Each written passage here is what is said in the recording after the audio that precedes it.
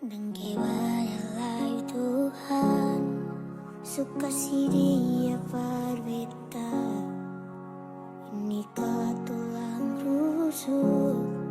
Sudah makan siang tadi semua? Bahagia senonai. Saya kesini tidak ada kepentingan sama sekali, saya hanya ingin menjalankan perintah dari Bapak Presiden. Kalau Yahukimu dan sekitarnya dipastikan aman, nanti kita juga bisa membawa program-program dari Bapak Presiden ke sini. Gagasan itu asupan pokok demokrasi berkualitas. Gagasan mesti dipertarungkan. Yang terbaik akan menang. Semakin banyak politik gagasan mengisi panggung, politik identitas tak punya tempat bernaung. Simak Gagasan UKI. Assalamualaikum warahmatullahi wabarakatuh. Salam sejahtera untuk kita semua. Om Swastiastu, Namo Buddhaya, salam kebajikan. Teman-teman, bukan Mas Gibran namanya, kalau nggak jadi sasaran untuk dinyinyirin. Mungkin ini ya, akibat dari orang baik berkecimpung di politik.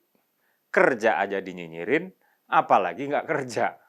Tapi nggak apa-apa, saya tahu Mas Gibran seperti Pak Jokowi, yang mana mentalnya itu tahan banting. Jadi teman-teman, beberapa hari lalu, tepatnya hari Senin ya, Wakil Presiden RI Mas Gibran Rakabuming Raka menjalankan beberapa penugasan yang ia terima dari Presiden Prabowo. Terutama untuk memastikan komitmen Presiden dalam percepatan pembangunan kesejahteraan Papua. Iya pasti dong, Wapres itu kan bertugas mewakili Presiden.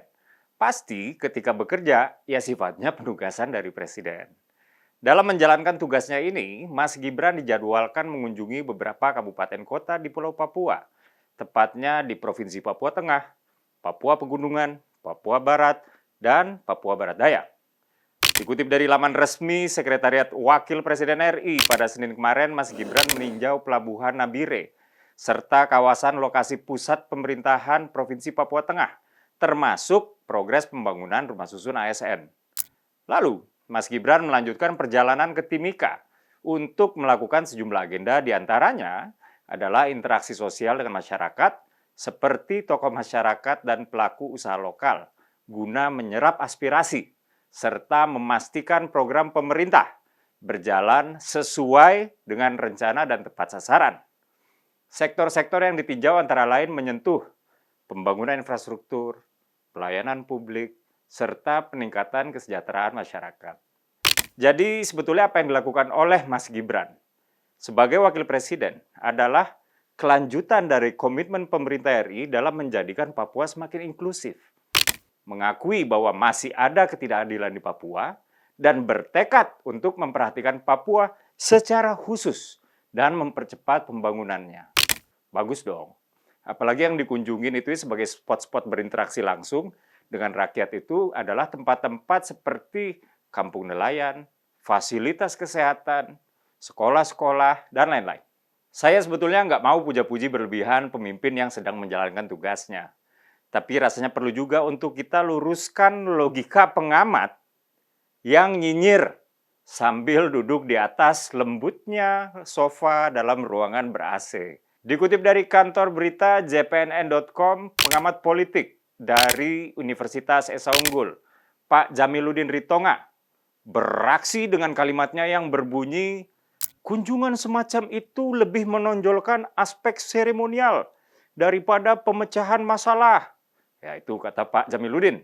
Pak Jamiluddin juga nambahin bahwa persoalan HAM dan pendekatan keamanan oleh aparat keamanan Papua nggak mungkin selesai kalau Wapres cuma berkunjung, bukan tinggal di Papua. Teman-teman, saya mau bahas nyinyiran Pak Jamiluddin ini. Mungkin karena nyinyir itu gampang ya, nggak perlu mikir. Jadi kesan yang saya tangkap, Pak Jamiluddin ini tergoda untuk berkomentar tanpa terlebih dahulu memahami untuk apa sih Mas Wapres ke sana.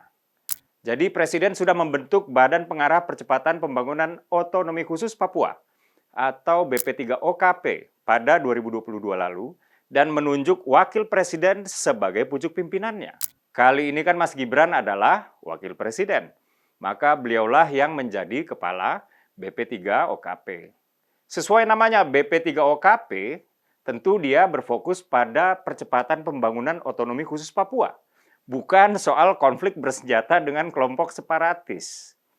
Justru, kelompok separatis dapat angin seger kalau keadilan di Papua makin jauh dari kenyataan.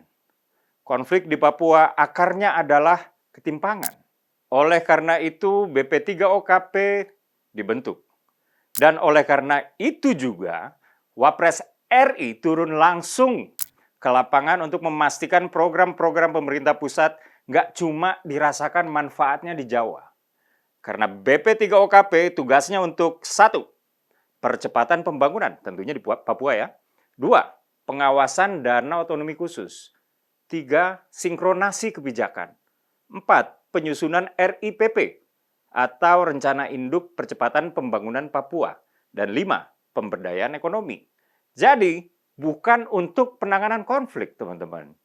Lebih jauh dari itu, kita semua harusnya sadar ya, bahwa membangun kesejahteraan adalah jalan untuk menciptakan perdamaian yang berkeadilan. Dan hadir di bawah untuk mendengar suara rakyat langsung adalah kunci. Dan bukan cuma dengan senjata perdamaian itu dihadirkan. Pemerintah RI melalui Mas Gibran sedang melakukan ini semua.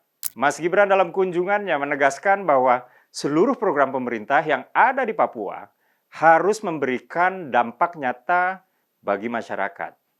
Beliau bilang, kita pastikan program-program dari Bapak Presiden ini berjalan dengan baik di Papua. Dan yang paling penting, program ini semuanya impactful untuk warga Papua.